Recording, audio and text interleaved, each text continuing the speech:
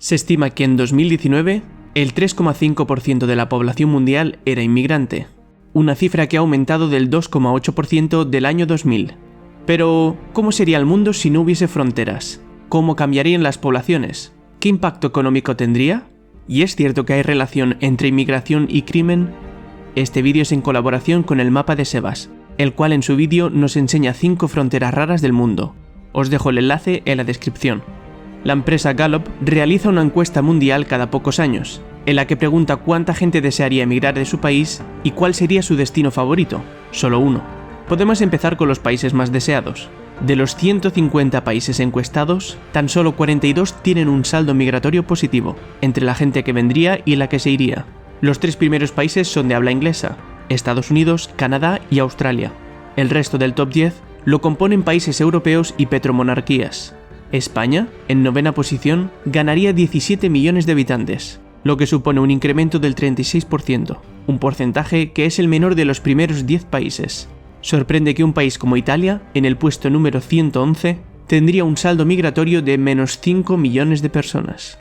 En cuanto a las mayores ganancias relativas, este sería el top 10, siendo el caso más acentuado Nueva Zelanda, que pasaría de 5 a 16 millones de habitantes. Pero el peor caso se lo lleva Singapur, el segundo en la lista. Y es que después de Mónaco, es el segundo país más denso del planeta, con 7.900 habitantes por kilómetro cuadrado.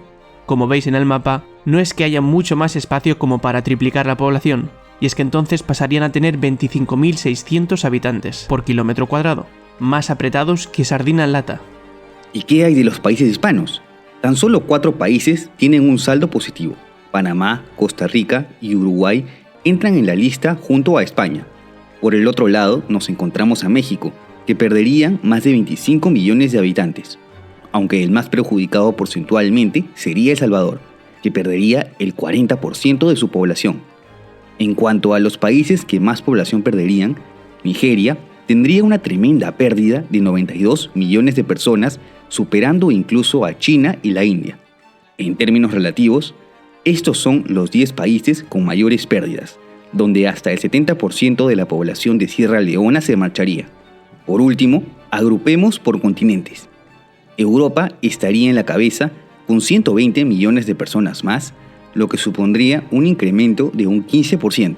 América y Oceanía son los 2 otros continentes con saldos positivos, con la distinción de que Oceanía ganaría un 187% de población, mientras que América un 7.5%. Por último, Asia perdería más de 200 millones y África más de 300, lo que en su caso supone perder más de una cuarta parte de la población. Un último dato: África en la actualidad tiene 450 millones de habitantes más que Europa. Si estos movimientos migratorios se produjesen, Europa, junto con América, adelantaría a África en cuanto a población. ¿Y cuál es la opinión de la gente acerca de la inmigración? La opinión está muy dividida. En una encuesta a más de 140 países en 2018, muestra que el 54% de los adultos dice que su país es un buen lugar para que vivan inmigrantes. Este dato ha crecido desde 2010, cuando el 47% contestaron lo mismo. La única región que ha mostrado un descenso significativo en su opinión acerca de los inmigrantes es Europa Central y del Sudeste, una zona que fue la puerta de entrada a Europa durante la crisis de refugiados en 2015. Estos son los países con un 80% o más de gente que piensa que es un buen lugar para inmigrantes, estando España en el puesto número 12. Pero esto responde a si la gente cree que su país es un buen lugar para migrantes o no. Cabe preguntar si la gente acepta dicha inmigración. En ese caso, España desaparece de los primeros puestos, donde Canadá repite en primer lugar. Estos son los países donde la gente cree que su país no es un buen lugar para inmigrantes, con Hungría en el extremo. Y estos, los países que menos aceptan la inmigración, donde Hungría esta vez está en el segundo puesto. A excepción de Malasia, Tailandia y Turquía, el resto son países europeos. Pero no todo es Europa. En Perú, Ecuador y Colombia, la opinión favorable a inmigrantes ha disminuido del 2016 a 2019 debido a la crisis venezolana, convirtiéndolos en los 3 países que más han cambiado su opinión negativamente en el mundo. En el lado contrario, se encuentran estos países con mayores cambios positivos, donde Moldavia lidera la clasificación. Esto es debido a que en los últimos años ha recibido inmigrantes de Turquía, Azerbaiyán y Uzbekistán, que eran trabajadores de empresas extranjeras que aportaban fondos de la Unión Europea. Ahora analicemos desde la perspectiva de los migrantes. ¿Son más felices en el país de destino que en su país nativo? Según el índice de felicidad, estos son los países más felices según la población local. La mayoría de estos países tiene bastante población inmigrante, con lo que el resultado es un movimiento migratorio hacia estos países más felices. Y eso lo podemos comprobar con estos datos, donde muestran el índice de felicidad de la población extranjera en un país, con el color lila, muchos de los cuales tienen una felicidad muy similar a la de la población local, representada con el punto rosa. De los 25 primeros países, solo en 8 los inmigrantes son menos felices que los locales, y además de eso, los números son siempre muy similares. ¿Y cuál sería el impacto económico?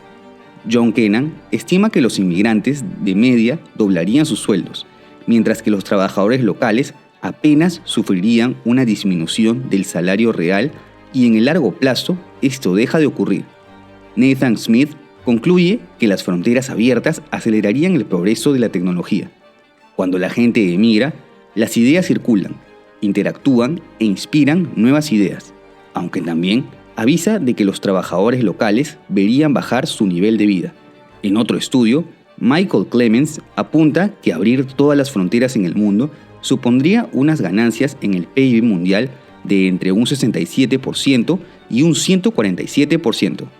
Por último, una de las preocupaciones de la visión en contra de las fronteras abiertas es la relación entre inmigración y criminalidad. ¿Qué hay de cierto en esto? Los resultados de los estudios varían entre distintos países. Por ejemplo, en estos países, los inmigrantes tienen tasas de criminalidad más altas que los locales. En esta otra lista de países, la diferencia entre inmigrantes y locales es mínima o inexistente. No hay impacto o bien no hay datos suficientes. Por último, en estos países, la población local tiene tasas de criminalidad más altas que los inmigrantes, o bien que los inmigrantes provocan una reducción de las tasas de criminalidad. Por último, en estos países he encontrado estudios que se contradicen o que son bastante complejos como para resumirlos en una de las categorías anteriores.